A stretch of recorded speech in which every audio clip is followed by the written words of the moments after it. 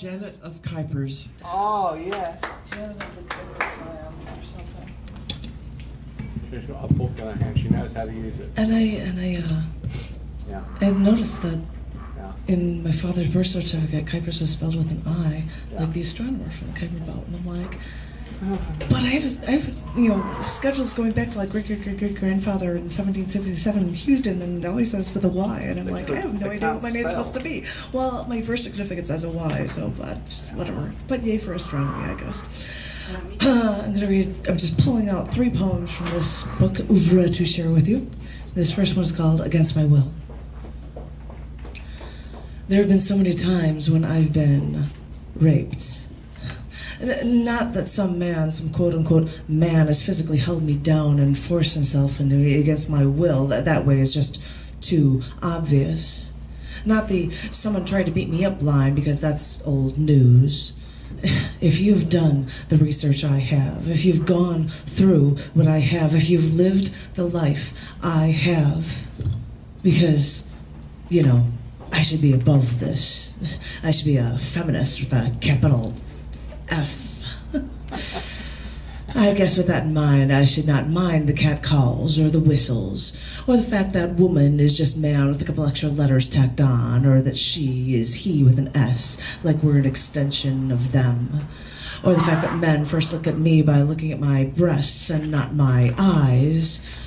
I should be aware that a woman with power instills fear, and a woman with power in a company can still be demoted outside of the company, or she can still be downplayed. I can handle the jokes, or about being a blonde, or being dumb, or being both. And I can hear the line, always said insultingly, that we have to be irrational because we're just so emotional. I mean, how can you trust something that bleeds for 5 days a month and doesn't die? Well, fine. If you want to brush off everything that makes us strong, fine. If you say that we can't hold a job, fine. We'll just depend on you for money while we work on our own jobs, on our own time, while stretching out away to earn our own little nest egg. And how much money will you boys have when it comes to the end of your family line? How much of a life were you boys going to have when it comes to the end of your family line? How much happiness?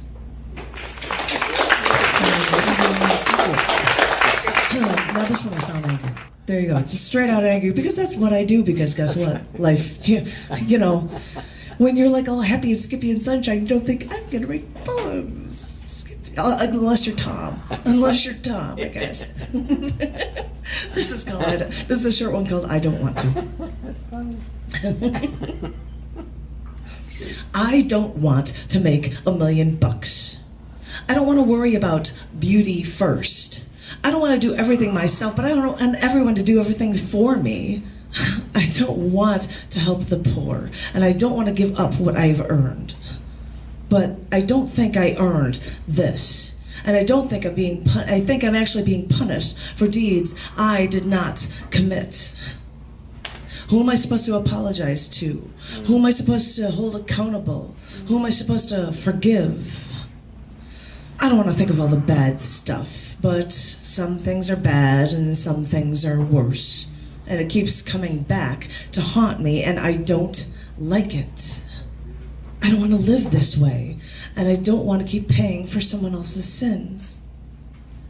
People keep telling me that I'm being pessimistic when I say I don't want to, but at least it proves at least that I'm angry and that I live. Yeah.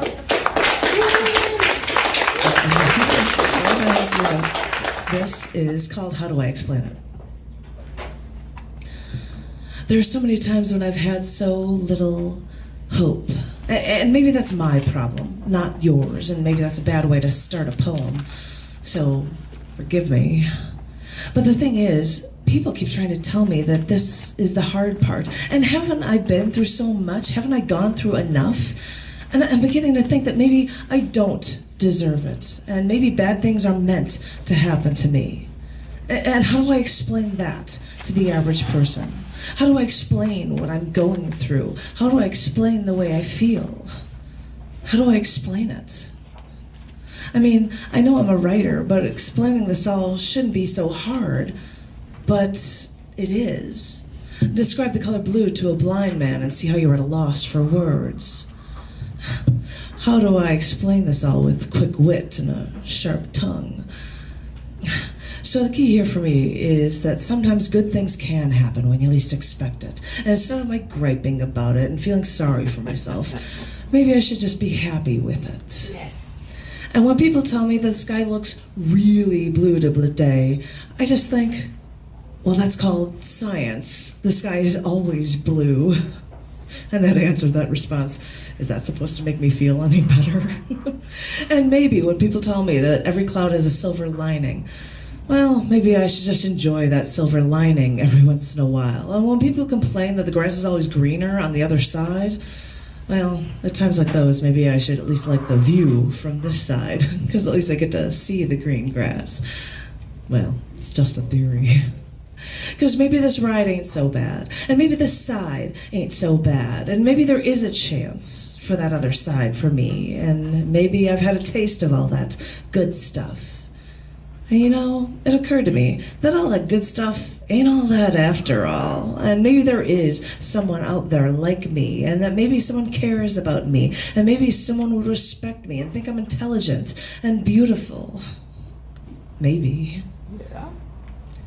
A couple of days ago, John gave me some roses, an even half dozen, some they didn't even have to get wrapped up by a florist.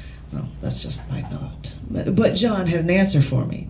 He told me he gave me the 5 roses for the 5 days he had known me. Wow. And the 6th one, well, was just for me. Because I deserved it. And those were the words that he said. And this is what he said to me. And I have received flowers from other men before. And for all of that, this was different. Because he said those words to me. Because he thought of me. And it was almost worth more than the flowers. And yeah, I could go on and on about the fact that he's taller than me, and I can wear high heels in front of him and I won't dwarf him. And when he holds me, it feels like I'm actually being held and not like I'm about to break the man I'm hugging into 2 pieces. And maybe he was a Marine and can hold his own, and maybe he has traveled all over the place and has seen different things and had different chances. And yeah, maybe he carries all my stuff around in my apartment because he thinks it's too heavy for me. And yeah, I could get angry with that because I could think, I can carry this myself. I'm not a poor, helpless little girl, and I can do this. I don't need no man. But for now, I'm going to be stuck in this happy mode, remembering what it's like where the grass is greener and enjoying that silver lining. And well, being happy that I can almost touch that green grass now. Because I'm sick of hearing about the 4-leaf clovers and the rainbows and the pots of gold and all the other crap that's supposed to make you happy. And maybe I'm just happy that someone gave me attention and gives me attention. Someone who cares about me. That I got that attention from someone who thought I was worth it. From someone I thought was worth it. And when you finally get to this point, when you think that no one else can understand this feeling, and all the references to growing grass and bubbles and sunsets don't quite cut it. Well, when you get to feel this way, the way I feel, well, how do you explain it?